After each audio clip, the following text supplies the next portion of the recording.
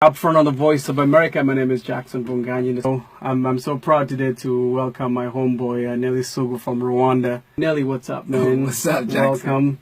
It's good to see you. Thank you so much. Nelly is part of a growing industry, the gaming industry in Africa. Telephone proliferation over the last 10 years has reached over 80%, and we part of what we're seeing growing out of that is mobile gaming and all these types of applications. And Nelly is in the studio with us. They came all the way from Boston. So happy to have you in the studio today, Nelly. Thank you, Jackson. So Nelly, tell us about the applications that you're working on right now. All right, so the first one is a gaming application, like you said. It's called Amaturufu. And the whole idea came back from, me growing up. And after growing up in Rwanda at 18 years old, I came to America to study. And in the midst of that, I just got hit by some culture shock where I had to just immerse myself in this American culture. And within that, I started feeling homesick after a couple of years. And I was doing electrical and computer engineering with the interest in software. And it just started daunting on me the fact that, in Africa, the pride of Africans, when we would get up together, with other friends, we would just play Amaturufu as a group. Amaturufu, that's a quintessentially Rwandan card game. Yes. And you used to play it with your friends? Yep. How did you learn how to play it? Did your parents teach you? No, it's so we would play it in terms, as a way of, killing time. Actually, our parents didn't like us playing it. So how different is it from the regular card games? It has like a bunch of rules that came from Portugal, the history of it, and then they have suits from France, and it's kind of like. Wait, so Amaturufu is not a Rwandan game? Actually, I just found out. So I was at the National Museum, the American Museum of Natural History, where I learned that Amaturufu started, has origins in Portugal with the colonization. Right. So we took this something that was brought into the continent. Right. Okay. So the whole trade that was going on in East Africa. Right. And that's why you find that Amaturufu is quite similar to Amatatu in Uganda. Amatatu. Yes. We used to play that when I was growing up. Yeah. Okay. And so you grew up playing Amaturufu. Yes. High school. When you growing up since I was like 6. So you get here in college and you feel homesick, and the one thing that really you felt that could connect you to your homeland is this card game that you grew up with. Yeah, I went to college. Among many things. Right. I went to college with another cohort of Rwandan students. So we were on campus. And when other kids had gone home for summer holidays, we were still on campus. Right. So it was just like a big community of Rwandans, and we had actually competition going on, 20 over Amaturufu. Yeah, teams and stuff like that. So, right. And it was an amazing thing. Right. And then from college, I moved to New Hampshire for work. And there, I'm only just me and my best friend Benin. And it's literally secluded because as you grow up, you kind of tend to just go on your own. And I started realizing I miss that, And the more I started thinking about software. But you miss the camaraderie that Amaturufu used to bring. Yeah, feeling homesick, man. Nostalgia. Yeah, and I couldn't go home, So I don't know. At work one day, I was walking in my cubicle and I saw a friend of mine. He, is a friend that I keep talking to. His name is Ryan. And he was playing with a game on his phone. I'm like, dude, what is that? And he told me that it's a game that he's making, replicating a game that he grew up playing. The card games? Was it a card game? It was, he's an American dude. Right. So he was making a game that he grew up playing. Right. And that's when the light came on. The idea. Yeah, and it just hit me that, so everything that I've been seeing, going through college just hit me. When I started realizing that, all this Call of Duty, all these, games that, kids grew up playing here, they play because they relate to it. Mario, when you think about this Pokemon Go thing, it has such an attachment to them because they grew up on that. And that, then I realized that this whole gaming industry, the Microsofts, the ES Sports, all this, they make games for an audience that's Western.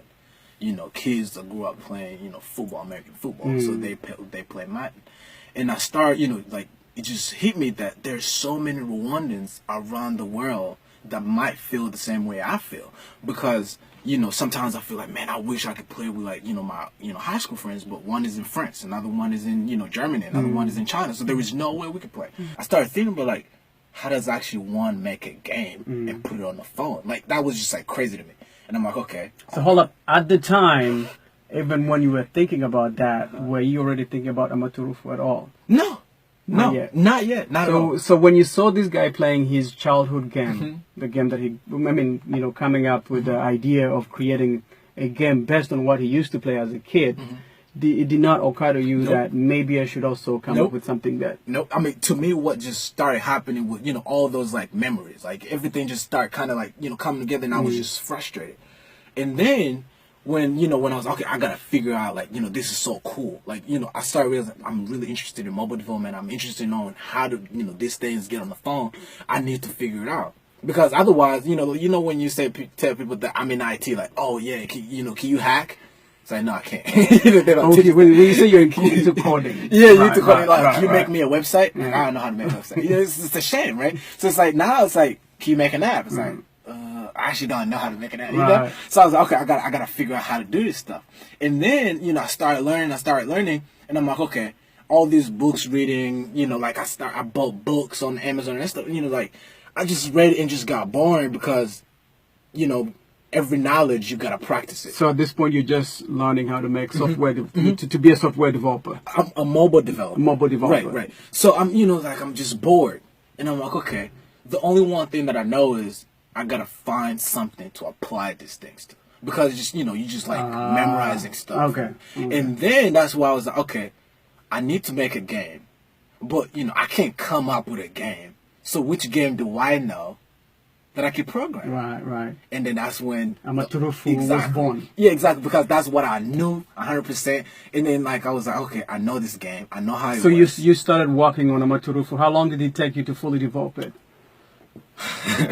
Took me about 3 months. 3 months. 3 months. That's not too long. I mean, 3 months, taking you're that the good, learning. or the game is that simple? No. I mean, I just put in a lot of work. What are some of the complexities of the game? So the one thing that I had to figure out, right? So when you're playing a card game, it's like you don't think about this, but how did you learn it? Because now it's about me teaching the computer what I know. So it's programming, not logic. So I had to put myself in the shoes of Nelly as a kid. First time I learned it, what did I learn? So I know that, this card is value is 10. And, start teaching the computer all of that kind of stuff. And I had to build in like a artificial intelligence so I could play against it. That's awesome.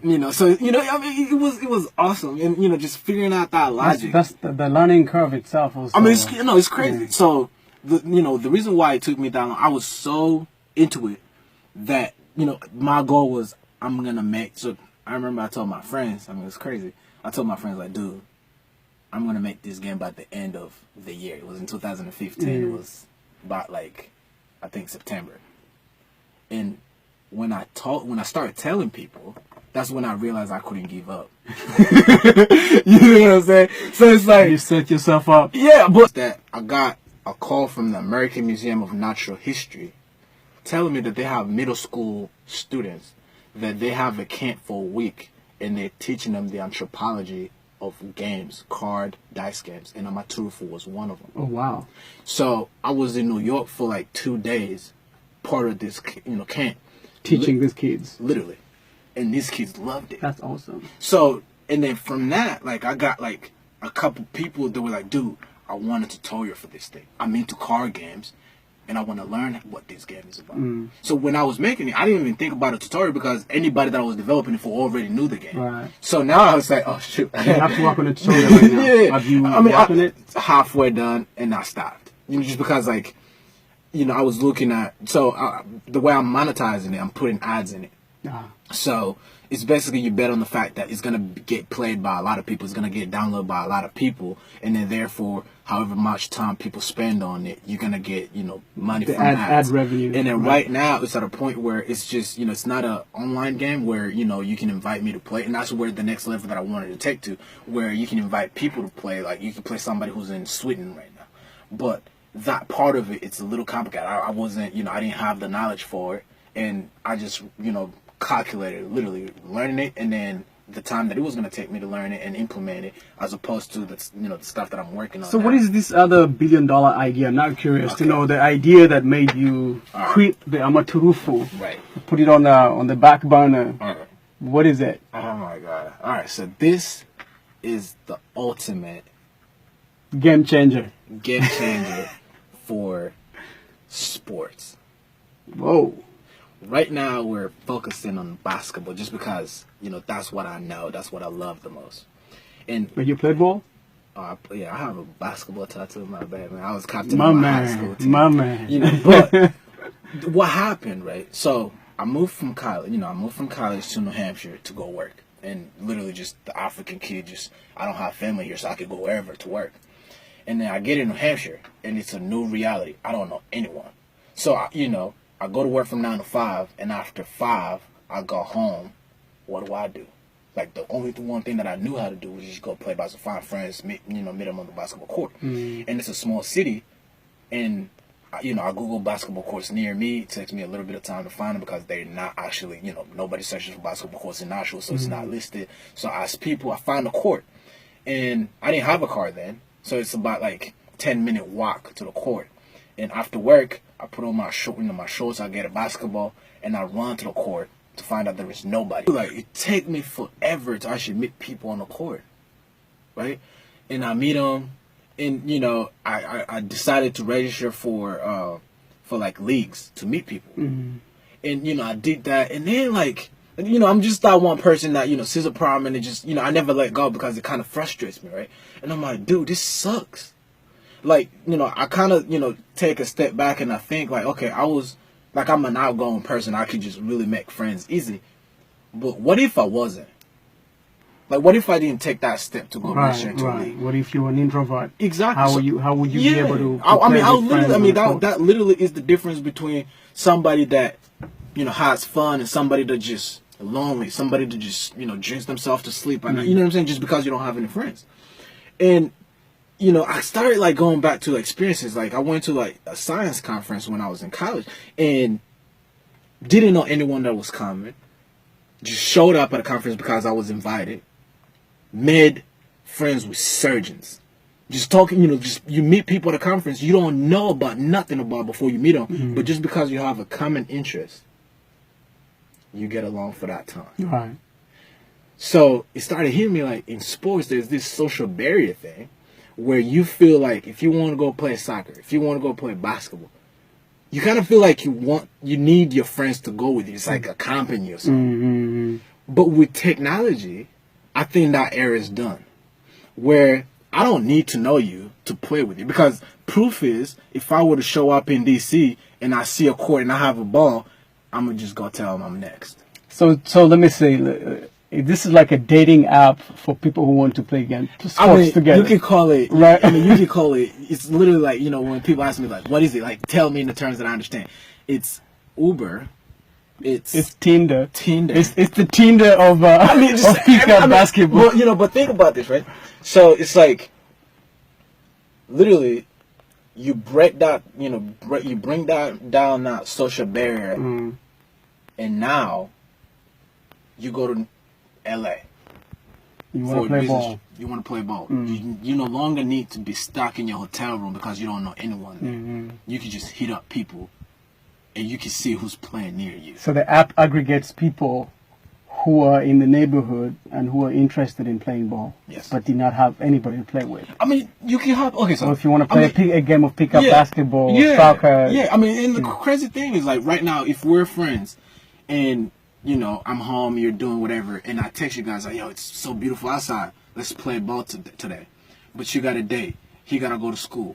And 2 people answer, so I only have 3 people. Now this app is going to go find you the remaining people. You know what I mean? Find me exactly. the other, 7 people. Yeah, 7 people to have a full game. Full court. Yeah. So ultimately, what I want, and then so that's the game that you're developing right now. It's not a game, and it has more potential than it's an app that you're developing. It's not a game. Potential wise, it's just crazy. How far are you in Okay, so right now we're way that past process? the early coding stage. Like we've been internally testing it, and come Halloween this year, so about in a couple of weeks? in a couple of weeks, we're gonna. I mean, which kind of feels like, oh my gosh, should I give it to people just yet? Because I don't feel like I would ever feel like it's ready because like I don't right. But What is the biggest challenge with that game? the biggest challenge is that algorithm. I mean, for every game, this is Yeah, algorithm. yeah, But is it finding the people themselves to be part of it? No. I mean, how does? Because I feel like it's one of those crowdsourcing for you to know that somebody is somewhere and they need to play the game or to play sports. They need to input their information, their data, right? Yeah. And and that as much as you can think that it's hard, it's not, because like people want that. People are tired of not being able to do what they love, Right. because somebody else is busy. And technology is solving some of these problems. Exactly. Yeah. Interesting. Is that something that you see being of use in Rwanda? I mean, the only thing of course, definitely. The only barrier that is in Rwanda right now is data, like internet, Right, because that thing requires you to be connected to the internet 24/7. Right. So I think, but I think the way the continent is going with this fiber Absolutely. optics and stuff Yeah, like that, yes, it's definitely, and that's one of my, goals. Like, What platforms are you going to be rolling this? The app and the game. so the app, the ball up is gonna be right now when we beta test it. Hold up, can we check out Amaturufu? Is it Yeah, online right now? Can we see what it looks like? Yeah, you get it in the store. All right, let me check it out. Feel out that after do you feel like after you launch this application, you'll be able to start concentrating on Amaturufu and maybe even quit your other jobs where My goal is, I'm 26, but I'm planning to retire in by 4 years. 35. And but that's good, man. I mean, it's doable. It's a lot it of is work. doable. But actually, I'm trying to step away from, after I do this ball up thing, I'm not gonna go back to Amaturufu. Like I'm thinking, I'm going a step further. Can I hire somebody to work on Amaturufu? So what's your advice to, say, a young developer on the continent in Africa, like yourself, who's curious? Right. They probably don't have the resources that you have, living in the USA. What are some of the tools that are available to them in terms of either the knowledge, the platforms, the connections, the networks? What knowledge can you drop at them right now? Man, like, I think, and I've been trying to figure this out crazy, because growing up, I wasn't that kid that just was super smart, and so I just hustle, right? So, and I never stopped to learn, like in any situation, even though when, because like a lot of people, nowadays they tell you know what you want to do and go do it. But the key word, know what you want to do. Like, it's not easy. Like, I find myself just doing stuff just because I was in the mood. But, so, like, just find something that just makes your heart just tick. For that moment. And just give it 120%. And just learn as much as you can. And then never take anything for granted. Like, any situation that you get in, any problem that you see, don't just close your eyes like somebody that, that's just illiterate or something. Nah, think about it. Like, what can I, like, because I feel like, Africans, most of the time, like, I even find myself in that situation, and I fight it every single day, where, we have a mindset where we feel like somebody's going to fix our problems. So you see something, instead of thinking about what you can do about it, it's like, you wait for somebody else to do it. Somebody needs to fix that. You complain, and that's it. And honestly, I feel like the people that are going to stop doing that and actually say, okay, this sucks, I don't want to do this, are the people who are going to transform the continent. Yeah, I want to do something. That people who want to download Amaturufu, it's available on Android platform. It's right here. Amaturufu. It's in the App Store. Right, everywhere. On the App Store. It's free of charge. It's free of charge. Doesn't take a lot of. if you got Amazon, Fire, everything, just whatever device BlackBerry, anything. Like, I put it on there everywhere. So. I'll be playing this tonight. I mean, it's challenging. Is it one of those games that hooks you? And, man. I mean, honestly, if you're competitive, you're gonna get addicted. I don't want to be hooked onto it because I'll be frustrated at the end if there are levels that I cannot go. No, it starts off beginner. Mm-hmm. Like beginner level, I think any learner can start there, and there's that gratitude thing where it shows you like your best streak, like how many games have you won in a row, and it shows you your current streak. So like I had this competition going on around the world where it's like I will give you a t-shirt if you can win 5 games in a row in advance. Exactly what it is. Like the way that the cards are stacked, it's just, I mean, to me it's beautiful. So, interesting. Yeah. So is there a voice at all in there at all? Anywhere? Nope. So you can sit in your cubicle and play it. Yeah. So the crazy thing is, doing it, I didn't put that stuff in there because I didn't know how to put that stuff in there. So it's the simplest thing you can get. Most basic. Yeah, most basic. And then when I did it, it was like I don't know how to do this stuff, and I just put it there like that. Come to find out, people love the fact that it's just basic and simple. Did the right I guess thing there's nostalgia by for I mean, things. Because like it's not complicated. You don't gotta choose nothing. You don't gotta choose a specific sound. Right. And that's something that people start talking about. Like I wish like I had a card that was like the flag of Rwanda. Like you want to pay for that? Because that's time that I'm putting in to make absolutely, that. Absolutely. And that's maybe other ways you can monetize. Yeah, I mean definitely. I mean, there's so many ways. Nelly Sugo, man, it's such a pleasure to have had you in the studio today, and Amaturufu is available again on the Android and App Store, Amazon Store, right? Everywhere. Free of charge. Check it out; it will change your life. Don't play it at work or at school. But I want to give you props, man. I really do. Mad respect to you for doing this and thinking about it and actually putting it on paper. And I guess that's the difference between people who actually have ideas and those that actually put ideas into work.